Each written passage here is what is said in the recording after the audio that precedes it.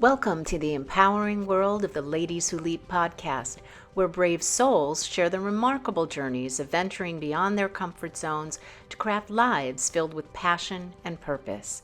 Today I'm joined by Michaela Avis. She's the founder of CISTER, and that's CISTER, Sister Community, a nonprofit that enables the visibility of trans allies. Learn all about her living the RV life, how she made the transition, and how she's working hard to help others that are going to be transitioning or already have. Welcome and enjoy. Hi, welcome to the Ladies Who Leap podcast.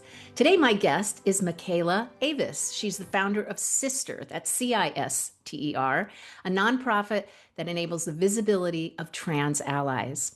CISTER is an organization that helps cisgender people, those are people who identify with the gender they were assigned biologically at birth, and to support one another, to protect and provide for their trans friends and families. Michaela lives the RV life, traveling around the country and meeting with LGBTQ plus leaders. She has 4 grown children who are her most ardent supporters. Welcome, Michaela. Hi, thank you for having me. We're going to talk about your RV life because I'm fascinated with that. It feels like there are more and more people that are taking on that type of life. In fact, I have someone coming to visit for just a couple days before she goes on a cruise, and she's doing the same thing. So Mm, I've got a couple people now that I know. I think there's a couple others that I know. And so mhm. it's very interesting to do that. And it makes you think about, maybe that's a way to live. So we'll talk about that as we get into the podcast. Okay, that sounds, yeah, that's what I do. I'm honored to have you as a guest, and so happy that our mutual friend Brenda introduced us. You have the honor of being my first transgender guest, and I'm so excited for us to talk. Yes, I am a little bit nervous, if you can tell. Don't be Um, nervous. This is easy. thank you. Thank you. All right, let's Just get right into it. Before we learn about more about your cisgender community nonprofit organization and the mission, let's learn more about you. okay. I normally start the podcast interview asking about a guest's childhood. In your case, I will, as I did, let the cat out of the bag. Michaela transitioned at the age of 61. So the childhood question starts with, how did you live your life all these years as a man, knowing and feeling it was not in alignment with how you felt internally?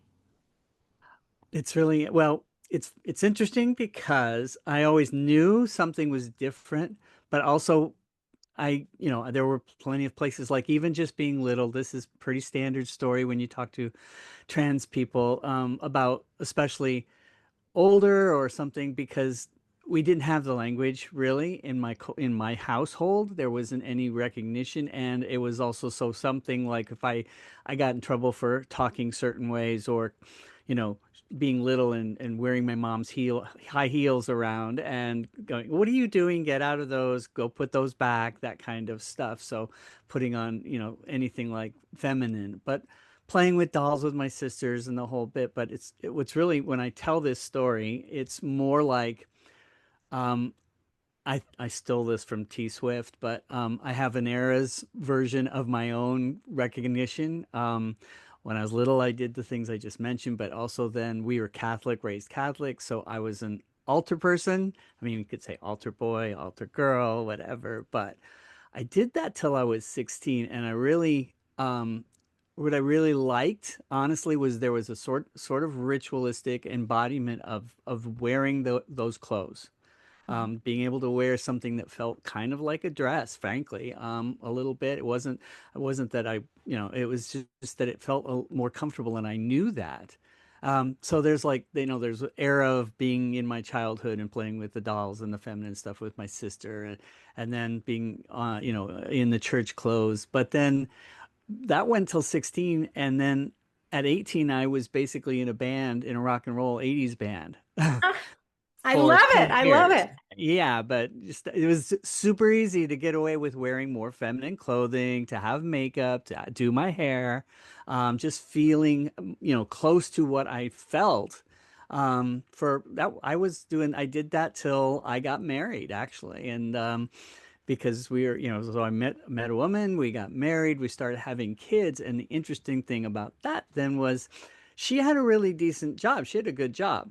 So in our house, I went from being a musician to being more of a, well, I went to school. I went back to school, and but I tailor all of my time around raising the kids as we had one, then two, then three, then four. And so it became this very gender reversed situation where my wife went off to work and she was gone 8 to 10 to 12 hours a day in the law office. And I was running the kids around and bathing them and mixing making the dinners and lunches and all the stuff, picking them up from school, taking them to soccer, taking them to football, whatever. Um, and so it's completely a gender reverse situation for the 10 years that we were together there. But then even when we split, I basically wound up with all four kids. So I still had them, for a long time. And I was the high school mom for the volleyball team and all that stuff. I mean, that was that kind of life. But, it's just, it felt better to be in that. It's not a question of saying, that there's certain aspects of nurturing or whatever raising kids makes you more feminine. That is just, that's not what I'm saying at all. I felt more comfortable in that societal aspect of raising my children, being with them, and it was one boy and three girls. So, I got to kind of lean into, watching lots and lots of Glee and lots of, you know, Disney girl shows. So it was lots of fun and helping with makeup and prom dresses and that kind of stuff. So that was a majority of the middle of my life, that era there. But then, that was four eras. And then my five era is actually what and now coming out and leaning into my, what Jane Fonda calls the third act. Mm. Um, I'm entering my third act, but this is now it leads right into, actually finding out who I really am and being able to be that person. I was um, married to my partner Paula, and she's a tremendous supporter. She's just been incredible, and she's kind of freed me up in a way to even live the RV life, but also gave me so much support to be able to be me, to dress the way I want to follow my dreams of things like Sister. Uh, and it's to be out and be able to be proud about it and to speak to people like yourself or LGBTQ people that I meet and trans people and but allies in particular and just trying to get this, that's when we talk about sister, that's it comes more from the a passion place than anything else. It really is something that because I had this very, this transition at 61, which was its own sort of moment in my life where it went from pretending to be a man, selling software, and feeling like there were some other words I would use, but I was a jerk. I was Well, a wait, white wait, male yeah, feminine. let's talk about that. In fact, I was going to say, so, going from really taking on the female role in that relationship with the four kids, which is amazing. And a lot of guys do it. I mean, Yeah, but yeah, you yeah, it's really great. felt naturally this was what you were doing. Then going into corporate world and part of innovation, software innovation and selling and stuff. Yeah, what was that experience like? Because now you're not being the nurturing self, you're being the sales self, and this is new. You, This is about this as is far as information, you said you were a mhm. jerk. Let's talk about that. Well, I mean, I was when I went to school, I was actually first going to go to law school, and I redid that path. Doesn't matter why, but there's I was going to back to school to go to law school, and I wound up going to become an English professor. So I was literally going all the way through into my doctoral studies when I got divorced and then had to focus. So I took my capabilities of writing and went into what was then, information software technology stuff back in 1996. Uh, and yeah, so, and from there it went into writing technical manuals was then became part of implementation stuff. So I was working there. And then that all the way up to sales. And I just, it was like surfing on this, especially since it was, up and coming from the late 90s, there's a whole different world there of navigating the hoodie wearing kids and the skate kids but also then the corporate suits people and then how that all evolved. Part of it was just watching so much. I would argue that the gender capabilities of LGBTQ people and especially trans people who have learned that they need to mask, you know, become sort of an actor in effect. Um, but just recognizing which people responded to which sorts of presentations. So, um, being being white male privileged and walking in like, I owned the place really helped the software sales in particular. I knew everything there was to know. And even when I was good at saying, no, I don't know that, but I've got my tech person right here and he can show you, I can, the person who just whips around the software, all of those, all of those, grew, especially then getting into contract negotiations and, do all of those things. It just became so actually pretty easy to fall into a pattern, but it made me so ugly at home, if you will. So that's the other trade-off is that it just became part of being irritated internally was showing up at home externally. I mean, it worked great to be a salesperson and be macho or masculine or irritating, but demanding, all the things. I did that pretty well. But it didn't really work out so well at home because I was fighting so much of what I wanted to be. Mm. And then that was taken out in the relationship. And that led to a divorce with Paula? Yeah, yeah. Mhm. So, but I mean, but I'm probably going to say that it's probably the most amicable divorce in the world. I mean, it's not working for the marriage in sense of what the marriage needs to look like, but she's my best friend and she's the person I go to. And, she's been incredible supportive. Yeah. So, but I mean, she gave me that courage in the first place. And we had, what first happened was, I looked at it like it was a cocaine habit of dressing or, not just dressing, buying clothes on Amazon or whatever it was. Um, and then throwing them all away and saying, I'm quitting this, like I'm quitting a drug or I'm quitting smoking or something. And then it creeps back in. And it's like, eventually she found a bag of my stuff and that was October of 2021, and so ever since then I've been she was helping me put the puzzle back all together in 20 end of 21 into 22.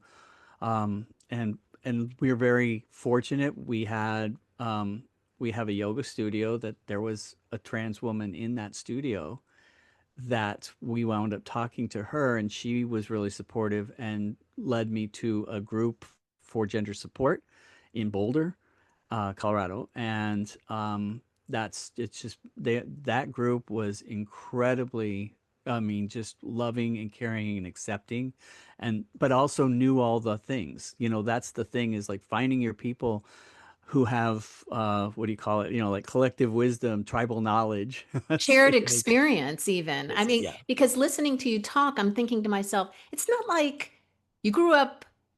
We did not when we were kids because we're around the same age. Nobody said the word transgender. I didn't even know anything about it till I became an adult. And so it wasn't something that you ever navigated. You just didn't understand, why am I liking women's clothing? Why do I feel this way when I put the robe on, right? In the Catholic Church, not understanding what's actually happening. And it was very interesting that you say it felt like a cocaine habit, like you were drawn to buy those types of clothes online. But then when you got it, you felt it was just an evil, wrong thing. It was wrong. I Mhm. can't keep it. I'm going to throw it away. This is a perspective I've actually never heard anybody talk about, because you think, oh, they just figure it out. I'm transgender. I was supposed to be this. I was that. No, it's a process to understand that. And Mhm. how wonderful that you had that yoga studio and that person to lean on, because a shared experience, someone who could share the wisdom of yeah, this is happening to you and it's real. And you need to, lean into it and gradually accept it and love yourself through all of that process. That's a lot of courage. Talk about a leap in life. I mean, we're here, ladies who leap, and you definitely have taken that leap. And I just have to commend you for being so courageous. I have to commend everyone that's transgender because it is very difficult, especially in the society now, which you would have thought by now would have been, it's no big deal. But unfortunately, it is to the current administration that we're in. So you've been traveling your life in a motorhome. Mhm. So we'll go back and we'll talk about your nonprofit and more that you'll share. But this is a part of what your transition is about.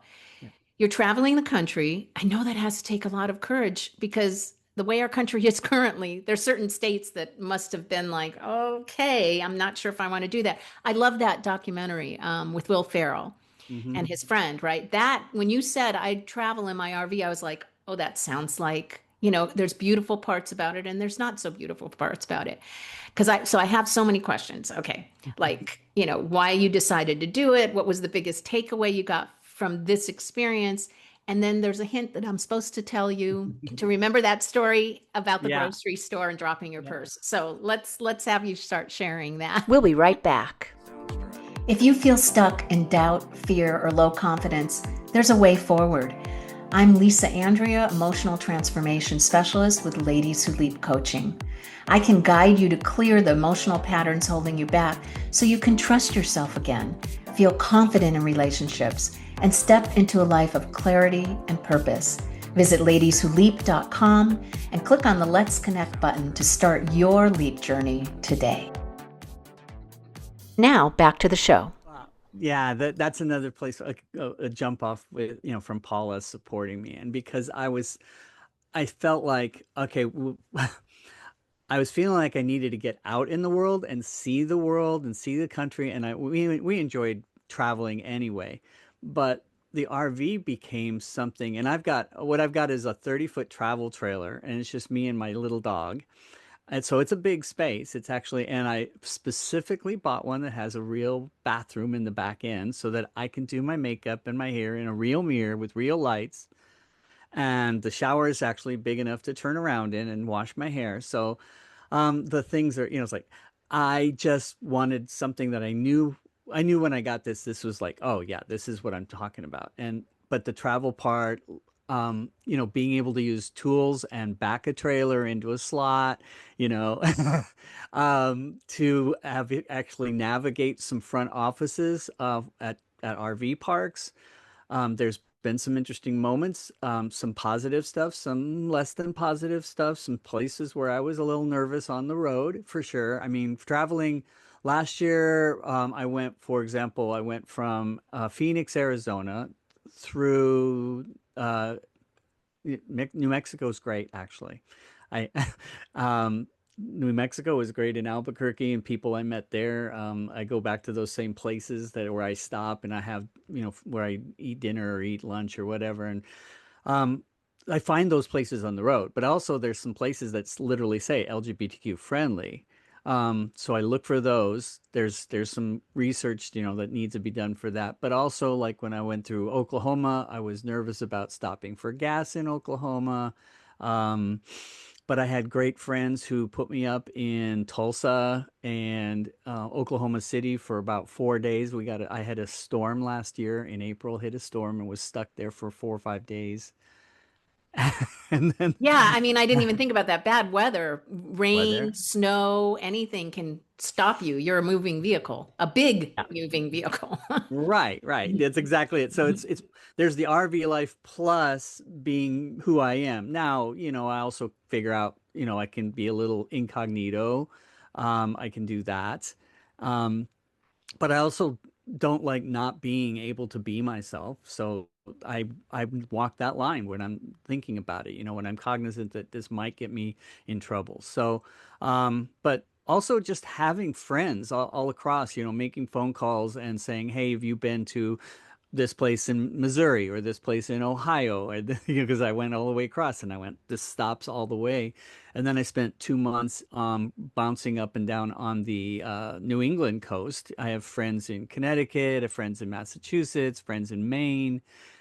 And then they were all introducing me to people that, LGBTQ people that they knew in their circles. So it was just, that's how I really got into being able to connect with these folks. So that's all more about the sister stuff, but even just the relationships in the first place, like just walking into a bookstore and they were all LGBTQ friendly. And next thing I know, I'm having these amazing conversations with a couple of people there who were telling me about places to go and places where to stay, where to eat, where, that kind of stuff. So when when I was in Connecticut, in Maine, New England, the whole place, everywhere I went seemed very open, and I was able to, wear more of a sundress and wear dress up and go out to a nice place to eat. Um, so I figured out a way that going across the country and being incognito, but then it's just really interesting to enable conversations that I have, whether it's in a Circle K or, at a restaurant in New York. So, um, I've, And it's just navigating. what made you do this? What was the decision? What made you decide to travel the country? Because, well, part of it was like when I was in sales in the first place and I was traveling all the time. And I was like, oh, I would love to just be able to come back and spend some time and navigate. And the thing about this is I can go someplace and stay one night, or I can stay four. I can just, however that now, if there is a storm, I have friends who let me stay with them. It's much more free than even your regular sort of itinerary for travel. Like if you say you're 2 weeks in June or July and you're going to do this and pack all this in. My sister was just telling me she's doing a trip to, she's going to Europe and she's got like 8 cities she wants to see in a week. I'm like, no. No, I like being engaged in the local community. I Mm. really enjoy it's the really interesting off, the somebody that for example, for example, I'll tell you the grocery store story, but but even in my yoga studio here in Arizona, where I am again now with my mom helping her in the winter, um, there are people that I didn't know about until they realized that I was sister, that because there was promotion going on. There were stickers at the front and people talked about do it because they did community classes for sister. And this woman came up to me that I thought was like, maybe she's one of those that she's not really, on board with it for whatever reason. And she turns out to be a huge supporter. She's just shy. So this person who I thought didn't want to talk to me at all now is like talking to me all the time. I'm asking questions. She's got two little kids who are adorable. She's doing things in the community, and she's asking me what more she can do. And I'm like, the things you're doing are amazing. Being visible is such an amazing thing. I mean, wearing a sister shirt around and having people see that is really, that's a great place to be. And you asked about the grocery store because this was a consistent one too. It wasn't just like one time, but the story I'm really this really happened where I was going out, I was dressed up, my hair was done, makeup. I had to run by the store over here, um, and just to grab a couple of things. I went in there, I was coming out, and I dropped my purse, my little money purse, and I had my bag in my arm, and I dropped this purse, and this guy in a MAGA hat grabs my purse and goes, ma'am, you dropped your purse. I knew I dropped my purse, but it was such a normalizing moment. There's a lot of fraught things about this story. Like, oh my gosh, how can you be so human and wear that hat in a way? You're the whole thing as a movement dehumanizes people like me, but clearly you're capable of humanizing me as seeing me as someone, but only because you think that I'm straight up cisgender woman. Mhm. I mean, there's good things and bad things about that in that regard. It's like, but the main story part of that is that we're just normal people. You know, we just want to be seen. We want to, in fact, a lot of us have so many gifts to give. I know so many incredible people who just happen to be trans who are now self-censoring because they don't feel comfortable enough raising their voices or being seen in the world because of what we're going through. So any place where trans people can feel more empowered because cis people are visible themselves, that's what we're doing. But yeah, when I dropped the purse and he picked it up and I was like, oh, what's gonna happen here? And it turned out pretty good. Ah, that's so cool. So you shared with me about gifted people and the information about the highest percentage of them being in a specific group. Mhm. Can you share what you learned? Yeah, actually, this is again some comes from Paula, who just happened to do a lot of work with embodiment for her doctoral research. Yeah, and Uh, and I want to talk about Paula's work. Yeah, because okay, she's so yeah, supportive and amazing person. yeah, she is incredible. So it turns out that the research suggests that there's about 30% of all gifted people identify as LGBTQ or queer or whatever. That's there 10% is gifted in the cisgender general population.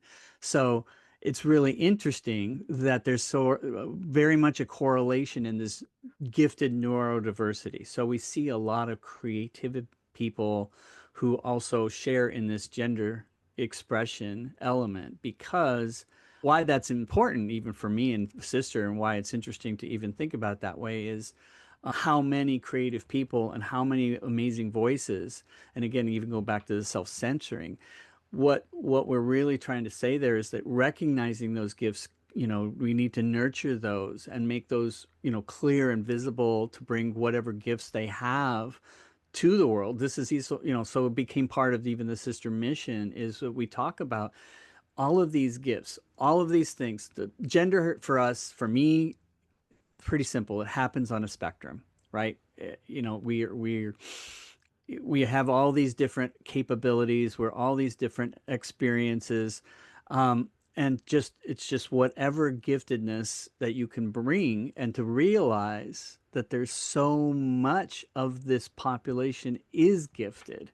Mm. It's just incredible. I mean, it's just such a rich source of innovation, of capability, of collaborative elements. We just need to understand what these people see from their perspective so that we can hear them and share Yeah, that. yeah, and I hate when anybody's found their purpose or passion that they don't get to share it with the world. And if anybody sees it bouncing up and down, it's because it is an RV that Michaela's in. And when she gets excited when she's talking, especially about gifted people and everybody sharing their purpose and passion, it got a little bouncy. So sorry about that, folks. If you're watching it visually, a lot of people obviously are going to be listening on to the podcast. So please tell the current status of the sister community, the organization, the mission, and how women listening can help to support this cause and help you guys. Yeah, this actually came about. I mean, the real marker for me, where I draw the line, is that I was talking with a mom who has two children who identify as trans. And one of her things, and they're 14, they were 14 and 16 at the time, so this was a year and a half ago. um this is when we started. So we were just talking about the fact that she didn't know how to talk to other people who identified straight up cisgender, moms, friends. She wanted to make sure her kids were protected by their friends. She wanted to reach out to other moms or other people who, had like a brother or a sibling or, whatever.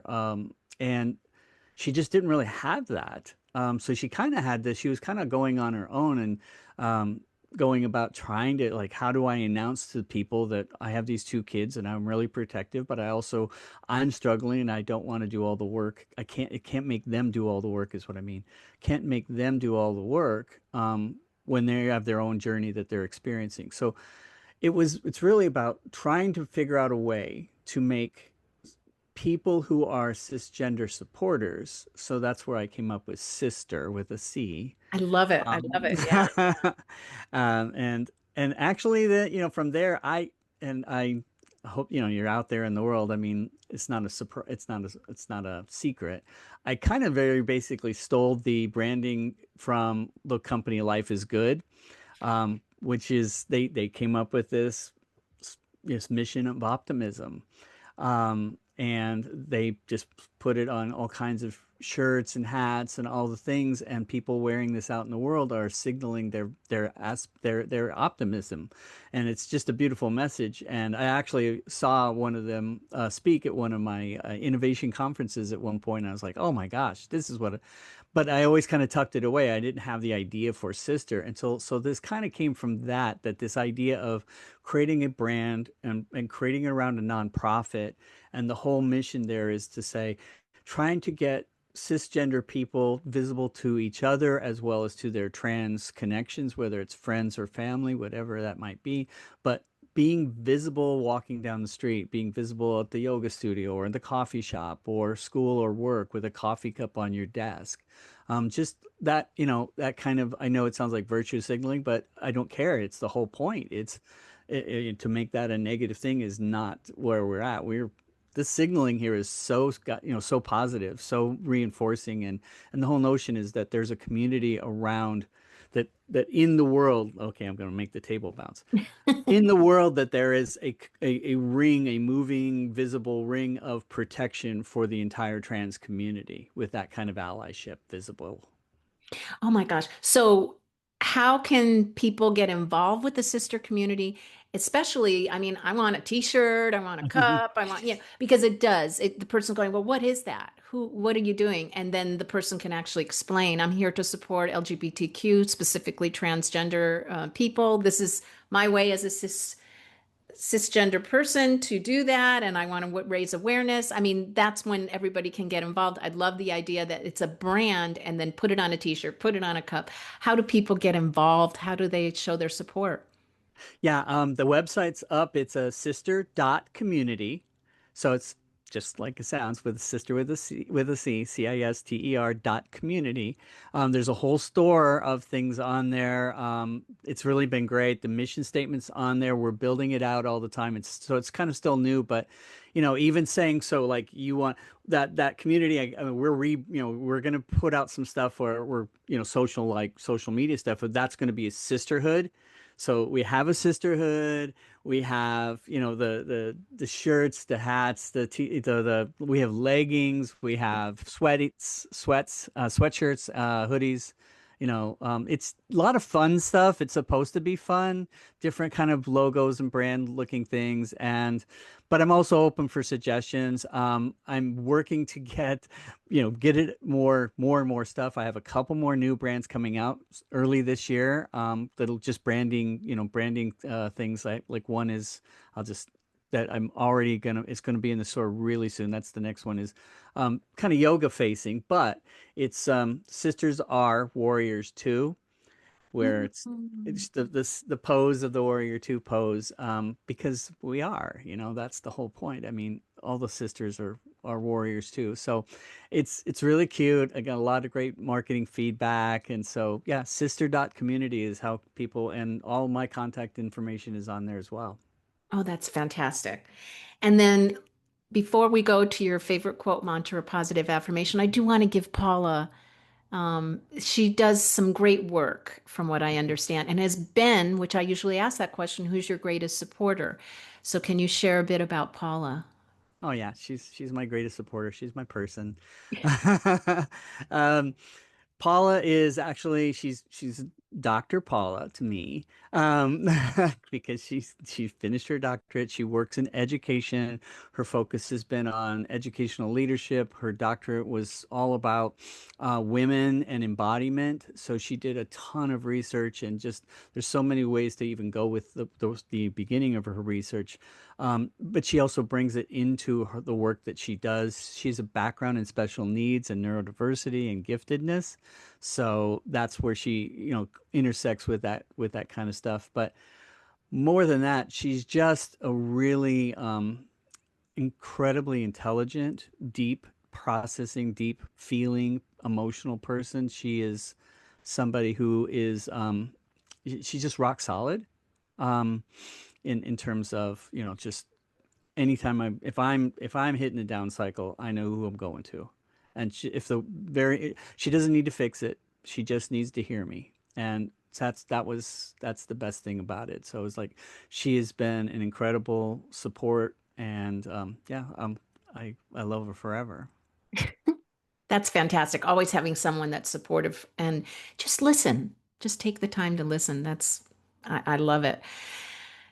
Your favorite quote, mantra, or positive affirmation. And we talked before we started this, so I'm excited to hear it because you had said it really sums everything up. So Yeah. I'm really excited to understand and hear it. Okay. Because true belonging only happens when we present our authentic, imperfect selves to the world. Our sense of belonging can never be greater than our level of self-acceptance. That sums up a lot more than just you, Michaela. That should sum up everybody in this world. And it really is an embodiment about self-love and how important it is.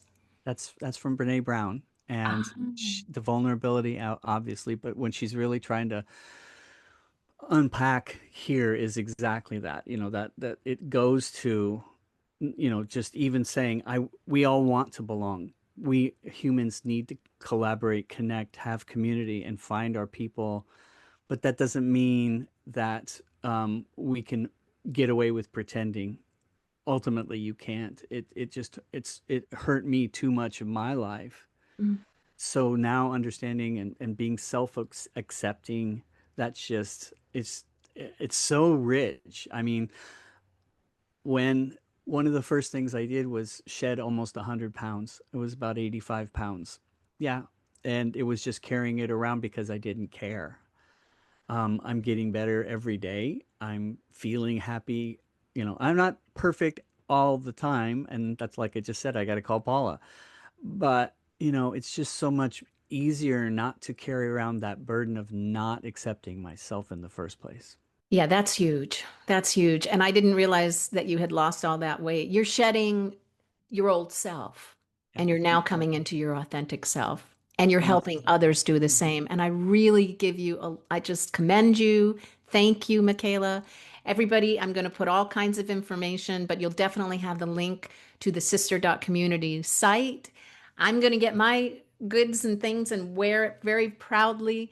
I'm so happy to have you on today and so happy to have you share what you shared with everyone. And good luck on your travels. Hopefully, if you're ever in Southern California, you can come visit me because I just remodeled my guest bedroom, so you can even stay in the guest bedroom because I just remodeled it. I'm not quite finished, but it's close. Uh, but thank you so much for being on the Ladies Who Leap podcast. it's my pleasure, and I'm really grateful for you having me. Thank you so much for all the work that you're doing as well. Thank you. Hey, everyone, remember to like, subscribe, comment, and if you have a Leap story, I'd love to hear it. Thanks for joining. Thanks so much for listening or watching. Please subscribe to the Ladies Who Leap podcast to be notified of new episodes. And I would love to hear from you. Let me know what works, what doesn't, and if you have a story to tell, please reach out. Come join the Leap community at the Ladies Who Leap Club Facebook group. Remember, leaping out of your comfort zone is where the growth happens.